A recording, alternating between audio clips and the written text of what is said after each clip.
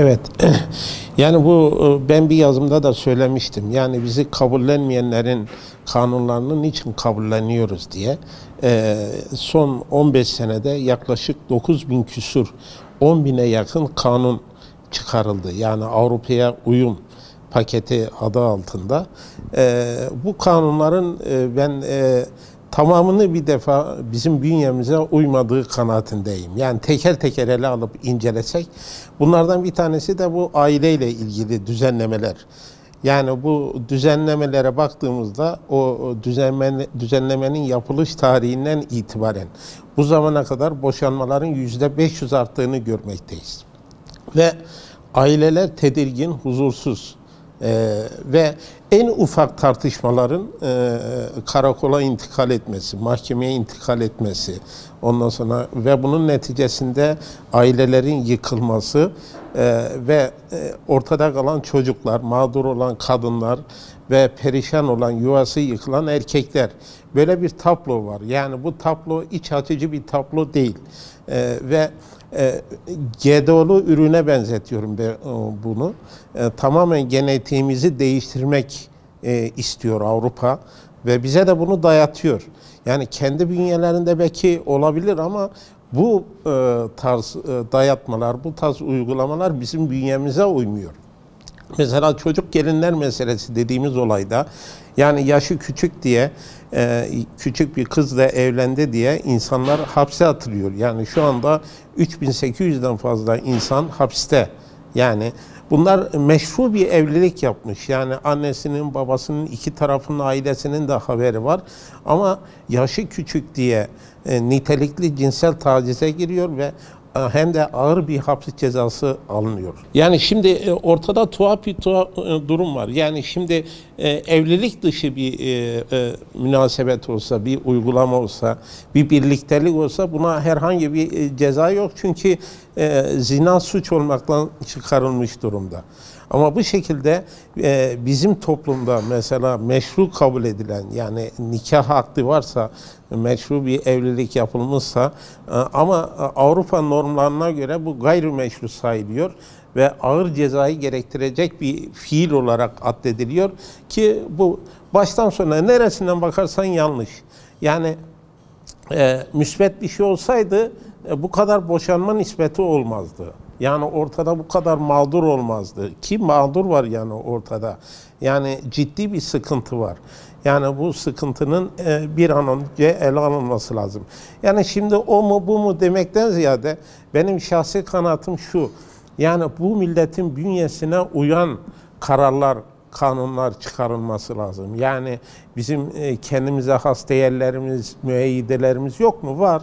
Yani niçin onlara dönülmüyor, onlar ele alınmıyor da illa Avrupa'dan alınıyor? Kaldı ki bize henüz resmen kabul edilmeyen bir teşekkülün dayatmasıyla olan işler bunlar. Yani insana tuhaf gelen durum bu. Bana göre bu televizyondaki programlar da o uyum paketi çerçevesinde hazırlanmış. Belki teşvik alınıyor mu alınmıyor mu onu bilmiyorum ama aynı gayeye, aynı hedefe doğru hizmet eden şeyler. Yani bizim geleneğimizde aile mahremiyeti diye bir olay var. Ailedeki hadiseler dışarıya intikal ettirilmez. Hatta en yakınlara bile intikal ettirilmez. Ailenin kendi içerisinde çözülür. Yani her ailede sıkıntılar olabilir, tartışmalar olabilir, çeşitli anlaşmazlıklar olabilir. Ama bunlar karı koca arasında kısa zamanda çözülür, halledilir. Veyahut araya büyükler gelir, dedeler, nineler gelir, dayılar, teyzeler girer. Hatırlı kişiler girer ve olay büyümeden örtbas edilir. Ama şimdi en basit hadiselerin bile bakıyorsun televizyon ekranlarında tartışıldığını, ondan sonra uzun uzadıya program yapıldığını ve neticede o yuvadan hayır gelmez ve bu şekilde karakollara, mahkemeye, televizyonlara intikal eden hadiselerde hiçbir aile ayakta kalamamış. Yani bunlar aileyi tahribe yönelik hareketlerdir. Yani buna da mani olunması lazım. Yani şimdi aileler kimsenin sakızı değil. Yani çiğneyip atacağı veya reyting elde edeceği bir yerler olmaması lazım. Yani bizim ailemizin bir mahremiyeti var. Zaten cemiyetin temeli de aile. Devletin temeli de aile. Aile müessesesi çöktüğü anda ne ortada cemiyet kalır ne ortada devlet kalır yani. Buna çok dikkat etmemiz lazım ve şu anda aileler ciddi sıkıntılar yaşıyor ve aileler çatırdamaya başlamış durumda. Bizde de akıl var, bizde de fikir var, bizde de kültür var. Yani köklü bir geleneğimiz var, medeniyetimiz var. Şimdi onların her dediğini kabul mü edeceğiz? Yani işte bu dedikleri, şunu yapın dedikleri birçok meseleler var. Bir bakmışsın ki bizim zararımıza. Bu zararı gördükten sonra dönmemiz lazım. Yani en baştan kabul etmemek lazım. Doğrusu budur. Yani bizim 1000 yıllık devlet geleneğimiz bunu gerektiriyor. Ama baktın zararı var. O zaman acilen bu zarardan dönülmesi lazım. Yani zararın neresinden dönülürse kârdır. Şu anda bile geç değil. Ama birkaç sene sonra, Allah esirgesin 5 sene sonra çok geç olabilir yani. Bir daha dönülemez bir safhaya gelmiş oluruz. Yani ortada aile kalmadıktan sonra istediğin kadar bağır çağır, istediğin kadar biz yanlış yaptık de. Ne olacak? Neticesi ne olacak yani? Yani Sayın Cumhurbaşkanımız da bu hususta temas etmişti. Yani bunun Avrupa'dan alındığını ve yanlış olduğunu beyan etmişti. Ancak bu yanlışın tasfiye hususunda şu ana kadar herhangi bir adım atılmadı. Yani bu adımın acilen atılması lazım. Yani zinanın suç olması lazım. Buna karşılık evliliklerin, meşru evliliklerin de serbest olması lazım. Yani şimdi aile mahkemesi 17 yaş civarındaki şeye müracaat edildiği takdirde evlilik akdine izin verebiliyor. Yani vermediği de olabiliyor, verebiliyor. Bu yaş sınırının çekilmesi lazım. Benim şahsi kanaatıma göre buluğ çağı esas olmalı. Anne babanın, ailenin rızası esas olmalı.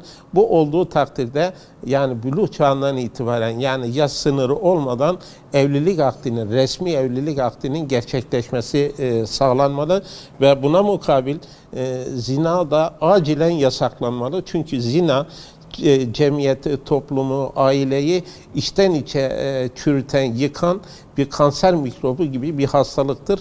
Bu hastalığın acilen bünyemizden sökülüp atılması lazım. Bu evliliği kolaylaştırırken az önce bahsettiğim gibi yaş sınırı çekilmeli ve bizim 1000 yıllık geleneğimizde olan sistem alınmalı ve ayrıca evlenecek gençlere devlet yardım etmeli. Mesela efendim şimdi sporu da iflas etmiş takımlar var, kulüpler var. Bunun pek çok şeyler var. Yani pahalı futbolcu getirmiş, gereksiz harcama yapmış, şu yapmış, bu yapmış. Şimdi bu spor kulüplerini kurtarmak için trilyonlarca lira mesela harcanmak isteniyor. Bunun yerine biz ailemizi kurtarmak için yani bu sporu kurtarmak için harcanan paranın en az %10'u kadar bir miktarını ayırsak bizim ailelerimiz kurtulur. Gençlerimiz evlenir. Yani gençlerin evliliğinde temel ihtiyaçları diyelim beyaz eşyası veya zaruri ihtiyaçlarını devlet alsın. Yani imkanı olmayanlar için ondan sonra sağlansın. Ve bu şey içinde yani aslında söylenecek şey şudur.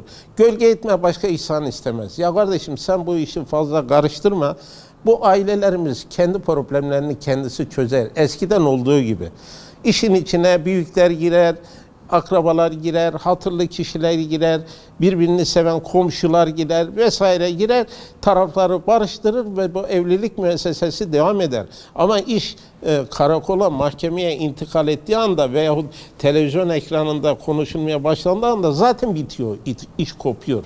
Yani bu gönül işi, kalp işi sıradan bir şey değil. Kalp bir defa kırıldı mı bir daha tamiri mümkün değil. Bu gibi olaylar kalbi kıracak, iki taraftaki muhabbeti temelli öldürecek hadiseler. Bunun engellenmesi lazım yani.